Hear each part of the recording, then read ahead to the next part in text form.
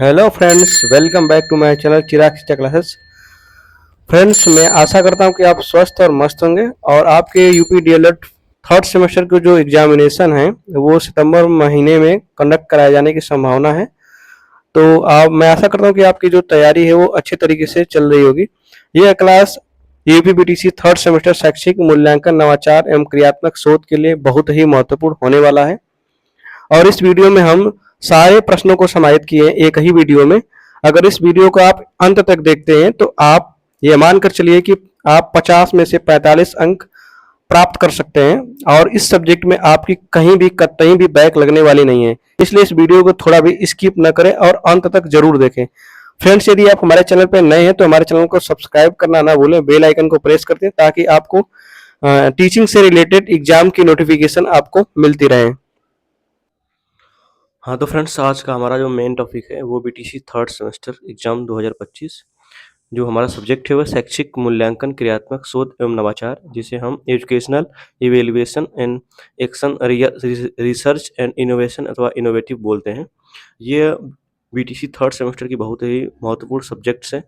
ये टीचिंग के लिए स्पेशल एक सब्जेक्ट है जिससे हमें ये पता चलता है कि जो स्टूडेंट होता है उसका मूल्यांकन कैसे करते हैं, क्रियात्मक शोध क्या होता है और उसमें नवाचार की भावना कैसे पैदा की जाती है। ठीक है, तो हम आज विभिन्न इन पहलुओं पे बात करेंगे, विभिन्न बिंदुओं पे बात करेंगे कि किस प्रकार से जो है कि प्रश्न अ, और कौन-कौन से फैक्ट जो हैं एक टीचर के लिए इम्पोर्टेंट्स हैं, मूल्यांकन के पक्ष में, क्रियात्मक शोध के पक्ष में और नवाचार के क्षेत्र में।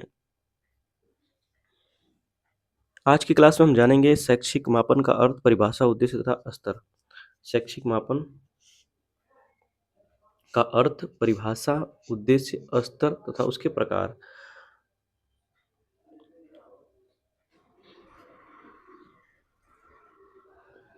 सबसे पहले हम जान लेते हैं शैक्षिक मापन का अर्थ क्या होता है। शैक्षिक मापन का अर्थ, मीनिंग ऑफ एजुकेशनल मेजरमेंट। तो आपको बता दें कि विद्यार्थियों के ज्ञान, कौशल, योग्यता, रुचि, व्यवहार आदि को संख्यात्मक यानी कि नंबर या स्कोर के रूप में जब हम मेजर करते हैं तो उसी को हम कहते हैं संख्यात्मक शैक्षिक मापन यानी कि एजुकेशनल मेजरमेंट। आसान भाषा में हम इस प्रकार से समझ सकते हैं कि जब हम किसी भी स्टूडेंट का ये चेक करते हैं कि उसके पास कितना ज्ञान है, क्या वह समझ पाया है, उसकी योग्यता कितनी है, उसका व्यवहार कैसा है, आदि चीज़ जानने की अगर हम कोशिश करते हैं तो हम यह जानने की कोशिश करते हैं कि हम उसका शैक्षिक मूल्यांकन कर रहे हैं, आदि को मापने की कोशिश करते हैं, तो इसे हम शैक्षिक मापन कहते हैं अथवा एजुकेशनल मेजरमेंट कहते हैं। एग्जाम्पल के तौर पे आप समझ सकते हैं कि एक टेस्ट में किसी स्टूडेंट को अगर 50 में से 40 अंक प्राप्त हुए तो ये उसके ज्ञान का मापन यानी उसके नॉलेज का मेजरमेंट है। यदि वहीं पे कोई अभ्यास करवा कर यह देखा जाए कि कोई भी लड़का अथवा लड़की या फिर कोई भी व्यक्ति किसी काम को कितना जल्दी और कितना सटीक अथवा कितना सही करता है, तो ये उसके कौशल का यानी कि उसके स्किल का जो है कि मेजरमेंट है। तो मैं आशा करता हूँ कि आपको शैक्षिक मूल्यांकन में शैक्षिक मापन का अर्थ, मीनिंग ऑफ एजुकेशनल मेजरमेंट समझ में आ गया होगा कि विद्यार्थी के ज्ञान, कौशल, योग्यता, रुचि, व्यवहार आदि को न्यूमेरिकल वैल्यू में यानी कि संख्यात्मक रूप में व्यक्त करना ही शैक्षिक मापन कहलाता है। एग्जाम्पल के तौर पे आपको बता देंगे, अगर कोई स्टूडेंट 50 में से 40 नंबर प्राप्त करता है तो ये उसके ज्ञान का मापन है यानी कि नॉलेज का मेजरमेंट है। और वहीं अगर किसी काम को उसे दिया जाए और यह देखा जाए कि वो कितनी जल्दी और कितना सटीक करता है, तो ये उसके कौशल का यानी कि उसके कुशलता यानी उसके स्किल का जो है कि मेजरमेंट है। नेक्स्ट पॉइंट हम देखेंगे शैक्षिक मापन की परिभाषा।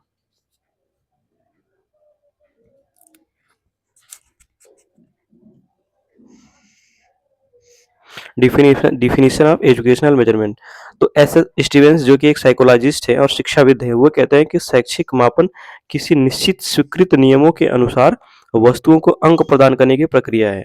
एस एस स्टीवेंस जो कि बहुत ही महत्वपूर्ण साइकोलॉजिस्ट है, वे कहते हैं जो शैक्षिक मापन है, जो एजुकेशनल मेजरमेंट है, वो किसी निश्चित सर्टेन जो है कि एक्सेप्टेड जो रूल होते हैं उसके अनुसार वस्तुओं को अंक प्रदान करने की यानी कि मार्किंग करने की एक प्रोसेस है शैक्षिक मापन। वहीं थॉर्नडाइक कहते हैं, थॉर्नडाइक ने त्रुटि एवं भूल का सिद्धांत दिया था। तो ये कहते हैं कि मापन का अर्थ किसी वस्तु या घटना को संख्यात्मक रूप में व्यक्त करना। मापन का अर्थ, मेजरमेंट का मीनिंग बता रहे हैं कि कोई भी वस्तु हो गई या फिर कोई भी इवेंट्स हो गया, उसको एक न्यूमेरिकल वैल्यू के रूप में क्या करना, व्यक्त करना, एक्सप्रेस करना, ये क्या कहलाता है, शैक्षिक मापन कहलाता है। वहीं एक तीसरे जो एक साइकोलॉजिस्ट है अथवा शिक्षाविद है जो जिनका नाम टाइलर है, उनके अनुसार शैक्षिक मापन वह प्रक्रिया है जो ये निर्धारित करती है कि विद्यार्थी ने निर्धारित उद्देश्यों को किस हद तक यानी कि किस सीमा तक पूरा कर लिया है। ये जो है कि टाइलर के अनुसार है। तो मैं आशा करता हूँ कि आपको ये चीज़ समझ में आ गई होगी कि शैक्षिक मापन का क्या अर्थ होता है और उसकी परिभाषा क्या है। परिभाषा आपको किसी न किसी एक साइकोलॉजिस्ट अथवा किसी शिक्षाविद के शब्दों में जो है कि लिखना होता है। महत्वपूर्ण जो साइकोलॉजिस्ट है वो एस. एस. स्टीवेंस है और टाइलर हैं। तीनों महत्वपूर्ण हैं, तीनों में से आप किसी का भी लिख सकते हैं। नेक्स्ट हम देख लेते हैं कि शैक्षिक मापन का उद्देश्य क्या है। शैक्षिक मापन का उद्देश्य, एम ऑफ एजुकेशनल मेजरमेंट। तो सबसे पहला उद्देश्य है कि विद्यार्थी के अधिगम की जांच करना, मतलब कि उसके सीखने की जांच करना, जैसे स्टूडेंट ने सिलेबस से क्या और कितना सीखा यह जानने के लिए जो है कि शैक्षिक मापन किया जाता है। दूसरा आप लिख सकते हैं योग्यता और क्षमताओं का मूल्यांकन, एलिजिबिलिटी और कैपेसिटी का इवेल्युएशन, कि मतलब स्टूडेंट की मानसिक, शारीरिक, सामाजिक, बौद्धिक और सामाजिक जो क्षमताएं हैं उसको मेजर करने, उसको मापने के लिए जो है कि शैक्षिक मापन का उपयोग किया जाता है। वहीं हम तीसरा देखें तो उसके कमजोरी और सुधार के क्षेत्रों की पहचान करने के लिए शैक्षिक मापन किया जाता है। यह जानना कि स्टूडेंट किन सब्जेक्ट में, किस विषय में पिछड़ रहा है और उसे सुधार करने की कहाँ ज़रूरत है, यह जानने के लिए शैक्षिक मापन किया जाता है। चौथा आप लिख सकते हैं कि जो टीचिंग यानी कि शिक्षण की प्रभावशीलता का मापन करना कि हमारा जो टीचिंग है वो कितना प्रभावशाली रहा है। यह जानना कि शिक्षक का तरीका कितना जो है कि प्रभावी है छात्र को पढ़ाने के लिए। वही हम पाँचवां देखें तो उचित शैक्षिक निर्णय लेना, जैसे कि स्टूडेंट की अगली क्लास जो छात्र है वो इतना ज्ञान उसके पास होना चाहिए, या इस चीज़ का मूल्यांकन करना कि उसको अगली क्लास में भेजना है अथवा नहीं भेजना है, या उसे विशेष सहायता की ज़रूरत है अथवा नहीं है।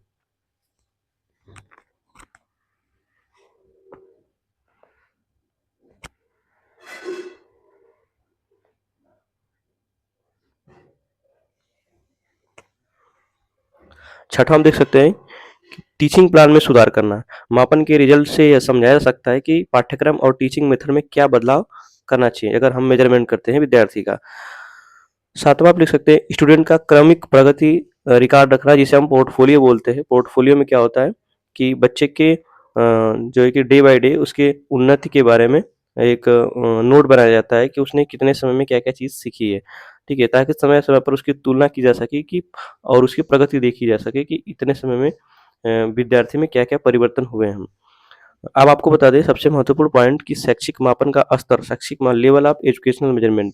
शैक्षिक मापन के स्तर कौन-कौन से हैं? तो शैक्षिक मापन के को सबसे पहले जो है कि एस. एस. स्टीवेंस ने, जो कोई एक साइकोलॉजिस्ट हैं, जिनका नाम अभी मैं बताया हूँ, उनके अनुसार शैक्षिक मापन की परिभाषा भी आपको बताया हूँ। तो शैक्षिक मापन के स्तर को सबसे पहले किसने बनाया था? तो एस. एस. स्टीवेंस ने दिया था।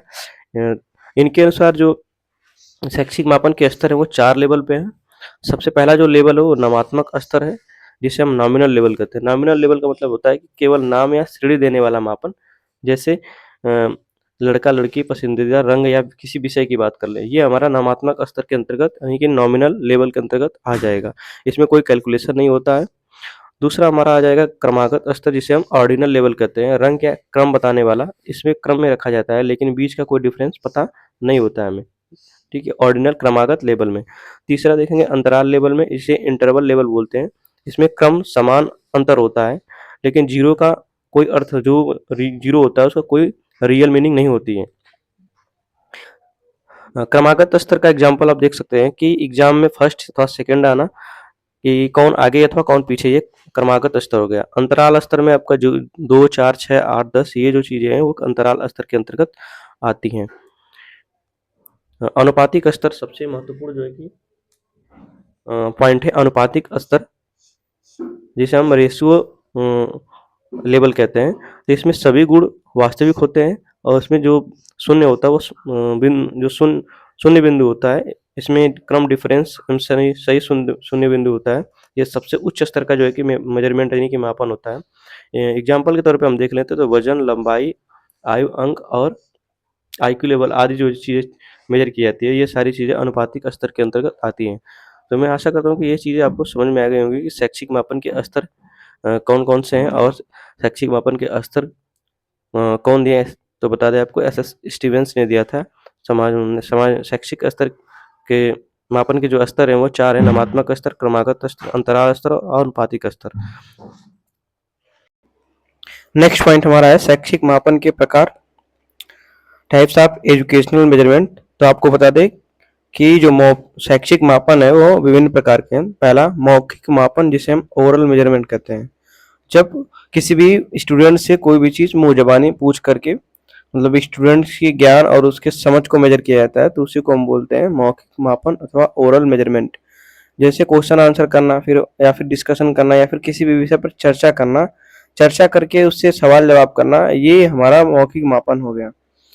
दूसरा है लिखित मापन, जिसे हम रिटन मेजरमेंट करते हैं। तो क्वेश्चन सॉल्व करवा कर देखना कि जो कि स्टूडेंट है वह लिखने में कितना दक्ष है, कितना एफिशिएंट है, उसी को हम बोलते हैं लिखित मापन। एग्जाम्पल के तौर पर जैसे एग्जाम टेस्ट लेते हैं या फिर कोई असाइनमेंट देते हैं लिखने के लिए, उसी को बोलते हैं। तीसरा हमारा मानसिक मापन, जिसे इंग्लिश में मेंटल मेजरमेंट बोलते हैं। यह विद्यार्थियों की बुद्धि, स्मृति, ध्यान, रुचि, अभिरुचि, व्यक्तित्व आदि को मेजर करने के लिए मानसिक मापन का प्रयोग किया जाता है। जैसे IQ टेस्ट मेजर करना, एप्टीट्यूड टेस्ट संख्यात्मक टेस्ट मापन करना, और पर्सनालिटी टेस्ट, ये हमारा मानसिक मापन के अंतर्गत आता है। चौथा हमारा है शारीरिक मापन, जिसे हम फिजिकल मेजरमेंट बोलते हैं अथवा निरपेक्ष मापन कहते हैं। जब हम किसी स्टूडेंट के हाइट, वेट, फिजिकल कैपेसिटी इत्यादि को मेजर करते हैं, तो उसी को हम शारीरिक मापन कहते हैं। जैसे खेल कूद, प्रदर्शन आदि को मेजर किया जाता है, उसी को बोलते हैं शारीरिक मापन। व्यवहारिक मापन है, जिसे हम प्रैक्टिकल मेजरमेंट बोलते हैं। जब स्टूडेंट की स्किल, क्रियात्मक ज्ञान या प्रदर्शन को मेजर किया जाता है, उसी को हम व्यवहारिक मापन अथवा प्रैक्टिकल मेजरमेंट कहते हैं। एग्जाम्पल के तौर पे हम देख रहे हैं कि साइंस प्रैक्टिकल अथवा ड्राइंग या फिर वर्कशॉप टेस्ट आदि जो है कि व्यवहारिक मापन के अंतर्गत आता है। वहीं छठवां हम देखेंगे इसेप्टिव अथवा डिस्क्रिप्टिव मेजरमेंट, जिसे वर्णनात्मक मापन कहा जाता है। तो वर्णनात्मक मापन वह मापन होता है जिसमें स्टूडेंट के प्रदर्शन को शब्दों में यानी कि विवरण देकर व्यक्त किया जाता है, यानी कि डिस्क्राइब करके एक्सप्रेस किया जाता है, ना कि केवल अंक में। जैसे कोई रवि नाम का स्टूडेंट है, उसने 100 में से 80 नंबर प्राप्त किया, तो अब हम ये कह रहे हैं कि उसने बहुत अच्छा प्रदर्शन कर दिया, उसका जो मैथ का कंसेप्ट है यानी कि वो अच्छा है। ये जो हम बात कह रहे हैं बहुत अच्छा प्रदर्शन किया, उसके मैथ का कंसेप्ट अच्छा है, ये वर्णनात्मक मापन हुआ। उसी प्रकार से एक रीना नाम की स्टूडेंट है जो कि 100 में से 45 अंक प्राप्त करती है, तो हम उसको ये कहते हैं कि उसको मूल चीजें वह जानती है, लेकिन उसे अभी अभ्यास करने की जरूरत है। तो जो उसके ज्ञान का मूल्यांकन हम इस प्रकार से कर रहे हैं कि वह मूल चीजें जानती है अथवा अभ्यास करने की जरूरत है, जो ये बात कह रहे हैं, यही हमारा वर्णनात्मक मापन है। इसकी विशेषताएं देख लेते हैं वर्णनात्मक मापन की। तो यह गुणात्मक मापन का एक भाग होता है। इसमें छात्र की कमजोरी और ताकत को विस्तार से बताया जाता है। इससे व्यक्तिगत सुधार में मदद मिलती है। शिक्षक को यह समझ में हेल्प मिलती है कि स्टूडेंट को किस फील्ड में गाइड करने की जरूरत है। नेक्स्ट मापन के प्रकार देख लेते हैं संख्यात्मक मापन, जिसे हम क्वांटिटेटिव मेजरमेंट कहते हैं। संख्यात्मक मापन क्या होता है? जब किसी स्टूडेंट के ज्ञान, कौशल या व्यवहार को अंकों, स्कोर या प्रतिशत के रूप में यानी कि परसेंटेज के रूप में मेजर किया जाता है, तो उसी को हम संख्यात्मक मापन अथवा क्वांटिटेटिव मेजरमेंट कहते हैं। जैसे विशाल ने गणित में 50 में 45 अंक प्राप्त किए अथवा 95% रिजल्ट लाया, और जो कि रीमा है उसका IQ लेवल 110 है। तो जो 50 में से 45 अंक अथवा 95% अथवा उसके IQ लेवल 110 मेजर किया जा रहा है, एक न्यूमेरिकल वैल्यू यानी कि डिजिट में है मार्किंग की गई, इसी को हम बोलते हैं संख्यात्मक मापन। संख्यात्मक मापन की विशेषता देख लेते हैं। तो पहला है कि रिजल्ट जो है वो नंबर में होते हैं। तुलना करना इजी हो जाता है कि किसी ने 50 में से 100 अंक प्राप्त किए तो किसी ने 50 में से 45 अंक प्राप्त किए, तो कितना कम नंबर प्राप्त किया और कितना ज़्यादा नंबर प्राप्त किया, ये तुलना करने में इजी हो जाता है। तीसरा है कि इसमें measuring tool, test, score sheet, grade आदि का प्रयोग किया जाता है। यह सटीकता और वस्तुनिष्ठता प्रदान करता है। पांचवा नंबर है कि वर्गीकरण, मूल्यांकन और रैंकिंग करने में जो है कि सहायक होता है संख्यात्मक मापन। अभी तक तो हम लोगों ने देखा है कि मापन, अर्थ, उसकी परिभाषा, उसके प्रकार, उसके स्तर। अब हम देखेंगे मूल्यांकन का अर्थ, मीनिंग ऑफ इवैल्यूएशन। तो मूल्यांकन दो शब्दों से मिलकर बना है, मूल्य प्लस अंकन। मूल्यांकन का शाब्दिक अर्थ हुआ किसी विषय, वस्तु, व्यक्ति के गुण दोषों का विवेचन करके उसके बारे में सही निर्णय करना या वास्तविक वैल्यू का निर्धारण करना ही मूल्यांकन कहलाता है। शिक्षा के क्षेत्र में मूल्यांकन से मतलब है कि छात्रों की शैक्षिक उपलब्धि, मतलब एजुकेशनल अचीवमेंट। मूल्यांकन एक व्यापक और निरंतर चलने वाली प्रक्रिया है। ब्लूम एक साइकोलॉजिस्ट हैं। उनके अनुसार हम देखें तो मूल्यांकन क्या है, वे कहते हैं कि evaluation is a systematic process of determining the extent to which education objectives are achieved by peoples. मूल्यांकन प्रणालीबद्ध प्रक्रिया है जिसके द्वारा यह निर्धारित किया जाता है कि शैक्षिक उद्देश्यों की प्राप्ति किस सीमा तक यानी कि किस हद तक हुई है। वहीं कॉनब्रैक एक साइकोलॉजिस्ट है, उनके शब्दों में मूल्यांकन क्या है, तो मूल्यांकन वह प्रक्रिया है जिसके द्वारा छात्रों में वांछित व्यवहार परिवर्तन की उपयुक्तता को क्या किया जाता है, तय किया जाता है यानी कि निर्धारित किया जाता है, उसी को बोलते हैं मूल्यांकन। एनसीईआरटी के अनुसार मूल्यांकन की परिभाषा देखें तो इवेल्युएशन यानी कि मूल्यांकन एक सतत व व्यवस्थित प्रक्रिया है जिसे यह ज्ञात किया जाता है कि उद्देश्य किस सीमा तक प्राप्त किए गए हैं, क्लास में जो दिया गया गिवन एक्सपीरियंस है, दिया गया जो अनुभव है वह कितना प्रभावशाली रहा है, शिक्षा के पर्पज से किस प्रभावशाली रूप में जो है कि वह कंप्लीट हो रहा है। इसकी विशेषताएं देखेंगे हम मापन की मूल्यांकन की, तो यह सतत प्रक्रिया है और यह शिक्षण अधिगम से जुड़ा होता है। इसका यह उद्देश्य आधारित होता है यानी कि गोल बेस्ड होता है। समग्र विकास को मेजर करता है, यह निर्णय लेने में सहायक होता है मूल्यांकन, और निदानात्मक होता है यानी कि रिमेडियल होता है। अब हम मूल्यांकन के महत्व को देखेंगे, इंपॉर्टेंस ऑफ इवेल्युएशन। तो नवीन उद्देश्यों को निर्धारित करने में यह महत्वपूर्ण होता है। दूसरा आप लिख सकते हैं कि शिक्षा के स्वरूप, पाठ्यचर्या तथा ऑब्जेक्टिव्स का समाज पर प्रभाव पड़ता है। तीसरा है पाठ्यक्रम सहायक सामग्री को सुधारने में मदद करता है मूल्यांकन, और जो विद्यार्थी होते हैं उनके स्टडी के लिए उनको प्रेरित करता है यानी कि इंस्पायर करता है। नेक्स्ट पॉइंट हम देख लेंगे शैक्षिक मापन और मूल्यांकन में समानताएं। तो दोनों शैक्षणिक प्रक्रिया के अनिवार्य अंग यानी कि एजुकेशनल प्रोसेस के अनिवार्य अंग हैं। दूसरा है कि दोनों का लक्ष्य बालकों का सर्वांगीण विकास करना यानी कि ओवरऑल डेवलपमेंट करना है। तीसरा है दोनों जो मूल्यांकन अथवा मापन है दोनों छात्रों की गुणवत्तापूर्ण शिक्षा देने की दिशा में जो है कि क्या करते हैं, कार्य करते हैं। नेक्स्ट सबसे इंपॉर्टेंट पॉइंट है मापन और मूल्यांकन में अंतर, difference between measurement and evaluation. तो सबसे पहले बारी बारी से समझते हैं मूल्यांकन और मापन के बीच में डिफरेंस। तो सबसे पहले मापन देखेंगे कि मापन मूल्यों का सूक्ष्म रूप होता है और जो मूल्यांकन होता है यह जो है कि इसका व्यापक रूप होता है। किसका? मापन का व्यापक रूप मूल्यांकन होता है। दूसरा है मापन पाठ्य वस्तु केंद्रित होता है जबकि जो मूल्यांकन होता है वह परिणाम केंद्रित यानी कि रिजल्ट सेंटर्ड होता है। तीसरा है मापन कि यह किसी छात्र के संबंध में स्पष्ट धारणा नहीं व्यक्त करता है जबकि जो मूल्यांकन है यह स्पष्ट धारणा उसमें बनाई जा सकती है। चौथा है मापन में किसके द्वारा कितने उद्देश्यों की प्राप्ति हुई है इसकी जानकारी मिलती है जबकि मूल्यांकन में उद्देश्य की प्राप्ति किस सीमा तक यानी कि किस हद तक हुई है इसकी जानकारी मिलती है।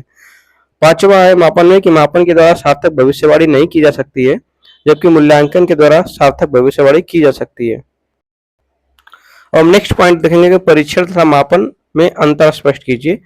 परीक्षण जिसे हम टेस्टिंग कहते हैं, मापन जिसे मेजरमेंट कहते हैं। तो दोनों में बारी बारी से हम डिफरेंस देख लेते हैं। पहला है परीक्षण मापन के पूर्व की संक्रिया है और जबकि जो मापन है परीक्षण के बाद प्राप्त निष्कर्ष का भौतिक स्वरूप है। इसको समझते हैं पहले। परीक्षण का मतलब टेस्टिंग, जैसे आप विद्यार्थी का एग्जाम होता है तो जो परीक्षण होता है वो मेजरमेंट करने की यानी कि जो विद्यार्थी ने एग्जाम दिया है उसको मेजरमेंट करने के पहले की एक प्रोसेस यानी कि फ्री ऑपरेशन एक प्रोसेस है। जबकि जो मापन है यह परीक्षण के बाद प्राप्त निष्कर्ष का भौतिक स्वरूप है। जैसे किसी विद्यार्थी ने एग्जाम दिया उसके बाद उनके कॉपी का क्या होता है, मापन होता है, उसकी मार्किंग होती है कि विद्यार्थी ने 50 में से 100 अंक प्राप्त किए। उसके बाद उनका मूल्यांकन होता है। मूल्यांकन क्या होता है कि यह बात कही जाती है कि विद्यार्थी को कितना पढ़ने की जरूरत है, विद्यार्थी कमजोर है अथवा तेज है अथवा उसने अच्छा प्रदर्शन किया, यह आपका मूल्यांकन हुआ। दूसरा देखेंगे कि परीक्षण का संबंध मानसिक गुणों से होता है जबकि मापन का संबंध सिर्फ भौतिक गुणों से होता है। भौतिक गुण का मतलब होता है कि विद्यार्थी कितना जानता है। तीसरा है परीक्षण किसी अवधारणा यानी किसी कंसेप्ट के सत्यापन के लिए किया जाता है, जबकि मापन छात्रों के अंतर्निहित क्षमताओं का संख्यात्मक स्वरूप देना है, जैसे नंबर दे। चौथा है कि प्रश्न पूछने की प्रक्रिया जैसे परीक्षा लेना, ये हमारा परीक्षण कहलाता है। वहीं उसका मार्क या परसेंटेज जैसे 100 में से 80 अंक प्राप्त करना अथवा 95% अंक प्राप्त करना, ये हमारा मापन कहलाता है। नेक्स्ट पॉइंट हमारा है कि शैक्षिक मूल्यांकन के प्रकार कितने होते हैं, उदाहरण सहित स्पष्ट कीजिए, यानी कि टाइप्स ऑफ एजुकेशनल इवेल्युएशन। तो मुख्य रूप से जो शैक्षिक मूल्यांकन होते हैं उसके 4 प्रकार हैं। पहला है योगात्मक मूल्यांकन, दूसरा रूपात्मक मूल्यांकन, तीसरा सतत मूल्यांकन और चौथा व्यापक मूल्यांकन। वो हम बारी बारी से चारों मूल्यांकन को एक ही लाइन में देख लेते हैं। आपको बता दें कि जो योगात्मक मूल्यांकन होता है यह सत्र के अंत में परीक्षा के माध्यम से किया जाने वाला मूल्यांकन होता है। यह पूर्वानुमान लगाने में उपयोगी होता है। रूपात्मक मूल्यांकन यह पढ़ाते पढ़ाते टाइम पे मतलब पढ़ाते वक्त में किया जाने वाला जो कि मूल्यांकन है, मतलब क्लास के दौरान ही जो है कि रूपात्मक मूल्यांकन किया जाता है। सतत मूल्यांकन का मतलब होता है यह मूल्यांकन लगातार चलता रहता है एक निश्चित अंतराल के बाद, जैसे 15 दिन अथवा 7 दिन अथवा 1 महीना के बीच में जो है कि मूल्यांकन जो किया जाता है उसी को हम सतत मूल्यांकन अथवा कंटिन्यूअस इवेल्युएशन कहते हैं। चौथा है व्यापक मूल्यांकन, व्यक्तित्व के मतलब व्यक्ति के व्यक्तित्व के सभी पक्षों का मूल्यांकन जिसमें किया जाता है उसी को बोलते हैं हम व्यापक मूल्यांकन अथवा ब्रॉड इवेल्युएशन। इसी को हम कॉम्प्रहेंसिव इवेल्युएशन भी कहते हैं। यह बच्चों के समस्त स्किल क्वालिटी के विकास से संबंधित होता है, जिससे सर्वांगीण विकास, शारीरिक, मानसिक, व्यवहारिक, सामाजिक, नैतिक आदि जो कि विकास शामिल है व्यापक मूल्यांकन के अंतर्गत। नेक्स्ट क्वेश्चन हमारा आईसीटी आधारित मूल्यांकन क्या है, जिसे हम इंफॉर्मेशन एंड कम्युनिकेशन टेक्नोलॉजी आधारित प्रश्न कहते हैं, मूल्यांकन कहते हैं।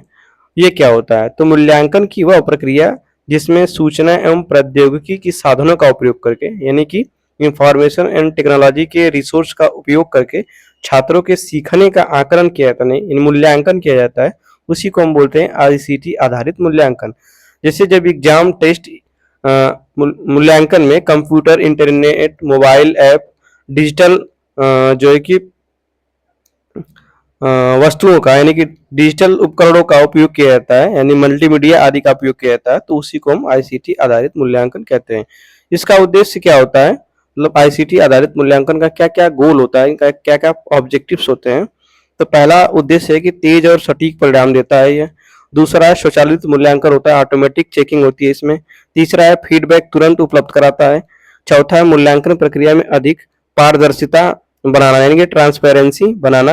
जैसे अगर कोई व्यक्ति कापियों को चेक करता है तो उसमें क्या है कि वो हो सकता है कि कम अंक प्राप्त किया हुआ विद्यार्थी तो उसे ज्यादा अंक दे सकता है, पक्षपात की भावना उसके अंदर आ सकती है। लेकिन आईसीटी में यानी कि कंप्यूटर बेस्ड एग्जामिनेशन में या फिर कंप्यूटर बेस्ड इवेल्युएशन में पारदर्शिता रहती है, यानी कि ये भावना पक्षपात की भावना नहीं रहती है, सभी लोगों को समान अंक अथवा समान मूल्यांकन सबका किया जाता है। नेक्स्ट क्वेश्चन हमारा दक्षता आधारित मूल्यांकन, जिसे हम कॉम्पिटेंसी बेस्ड मेजरमेंट असेसमेंट बोलते हैं। तो दक्षता आधारित मूल्यांकन क्या होता है?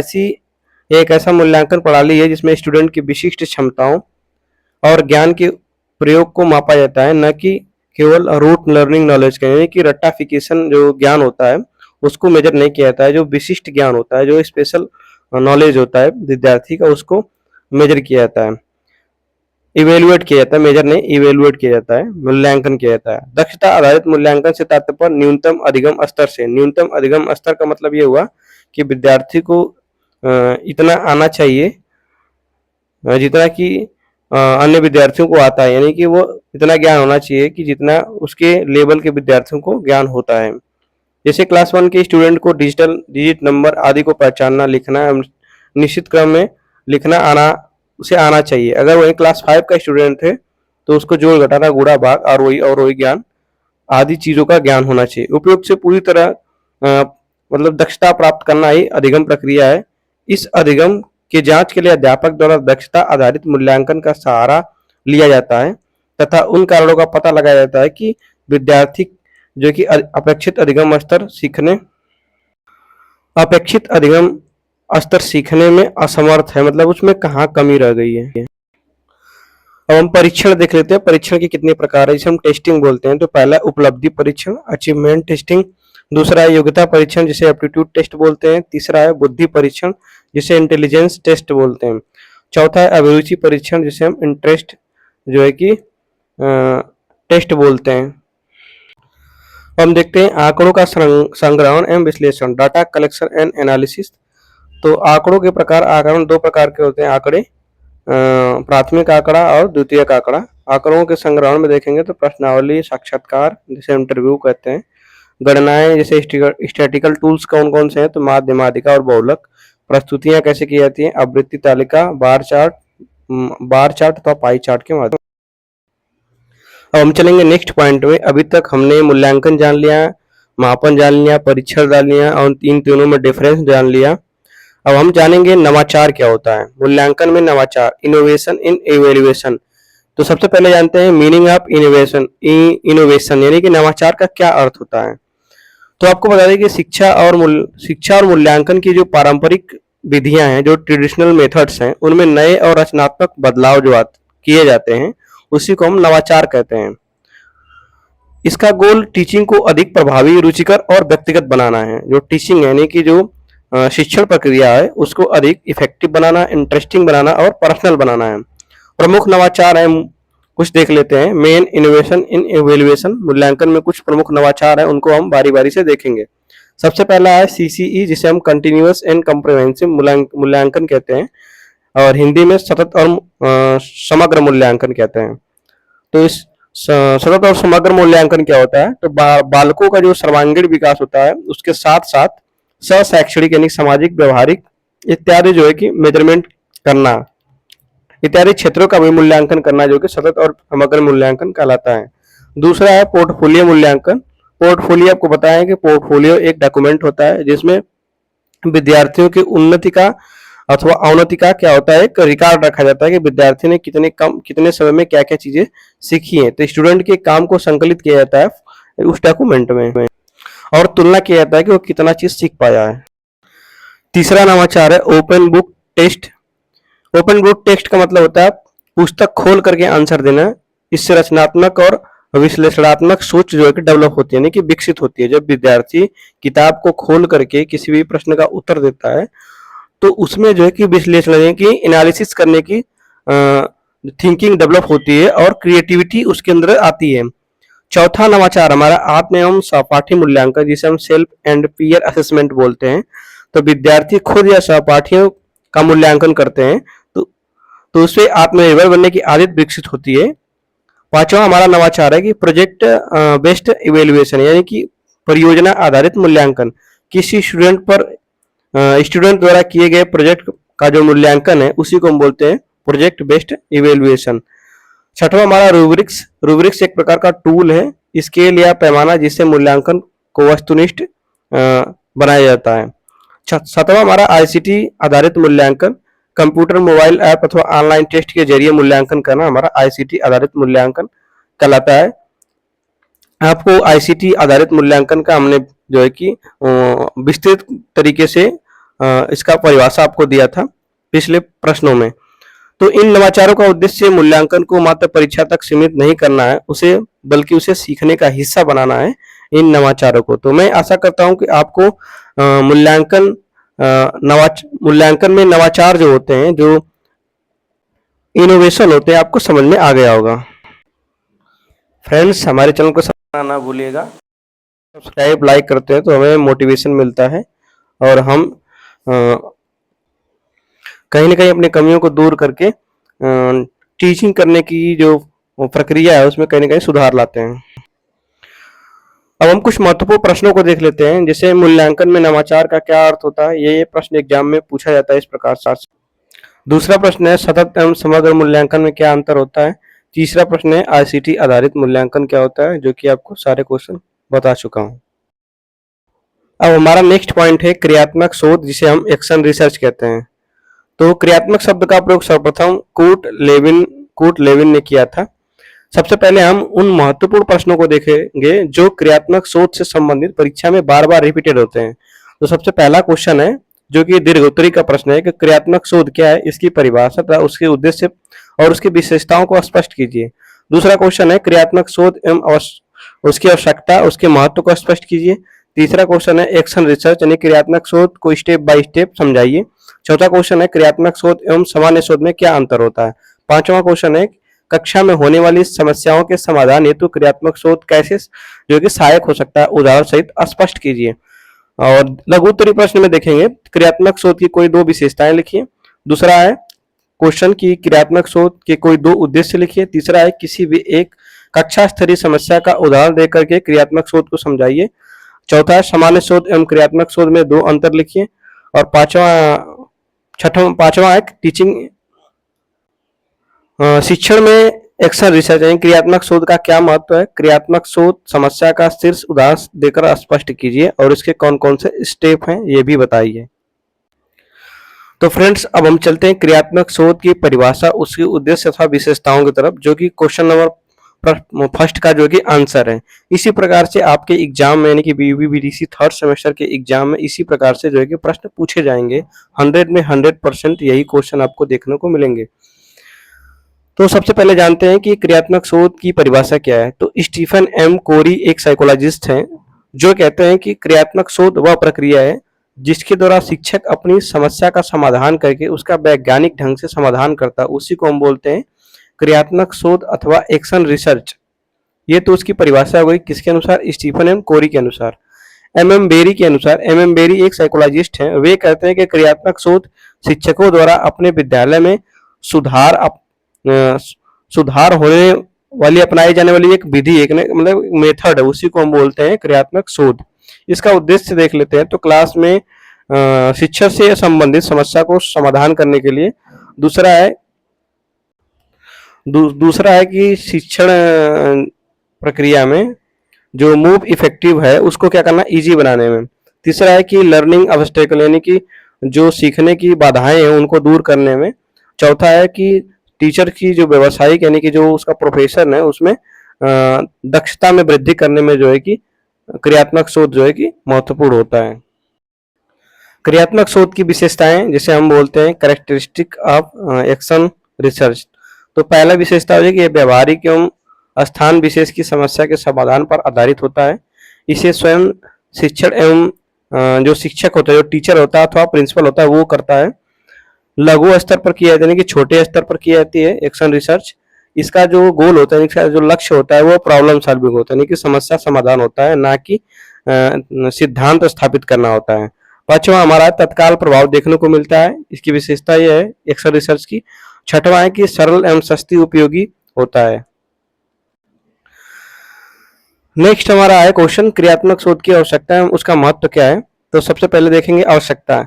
टीचिंग को इफेक्टिव बनाने के लिए यानी कि प्रभावशाली बनाने के लिए, क्लास में प्रॉब्लम को सॉल्व करने के लिए, स्टूडेंट की प्रोग्रेस के लिए, टीचर की एफिशिएंसी को ग्रोथ करने के लिए और शैक्षणिक जो नवाचार होते हैं उनको अपनाने के लिए क्रियात्मक शोध की जरूरत होती है।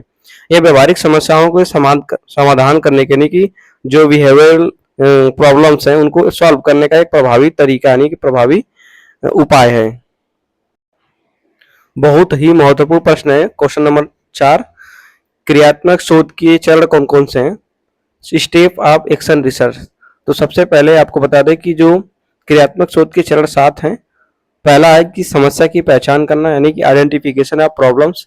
दूसरा है समस्या का विश्लेषण करना, एनालिसिस ऑफ प्रॉब्लम। तीसरा है समस्या का अनुमान करना यानी कि फार्मूलेशन ऑफ हाइपोथेसिस। चौथा है क्रियान्वयन जिसे हम इम्प्लीमेंटेशन कहते हैं अथवा एक्शन प्लान बोलते हैं। पांचवा है आंकड़ों का संग्रह जिसे हम डाटा कलेक्शन बोलते हैं। उसके बाद मूल्यांकन एवं निष्कर्ष निकालते हैं, इवेल्युएशन एंड कंक्लूजन। सातवां है हमारा रिपोर्ट लेखन जिसे हम रिपोर्ट राइटिंग कहते हैं।